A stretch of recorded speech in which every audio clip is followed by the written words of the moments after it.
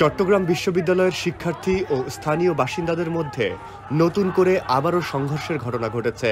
আজ দুপুর ১টায় ক্যাম্পাস সংলগ্ন জোবরা গ্রামের ভাড়া বাড়িতে অবস্থানকারী শিক্ষার্থীদের ওপর হামলা চালিয়েছে এলাকাবাসী।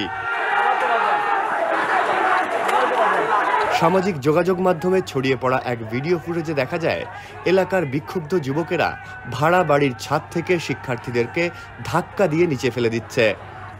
অপর এক ফুটেজে দেখা যায় আত্মরক্ষার্থে এক শিক্ষার্থী ধান খেতে আশ্রয় নিলেও এলাকাবাসী ধারালো অস্ত্র নিয়ে তার উপর চড়াও হয়। ওই শিক্ষার্থীকে কুপিয়ে জখম করেছে কয়েকজন যুবক।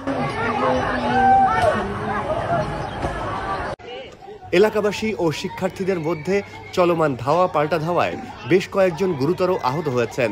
আহতদের প্রথমে বিশ্ববিদ্যালয়ের হাসপাতালে এবং পরে চট্টগ্রাম মেডিকেল কলেজ হাসপাতালে পাঠানো হয়েছে বলে প্রত্যক্ষদর্শীরা জানান।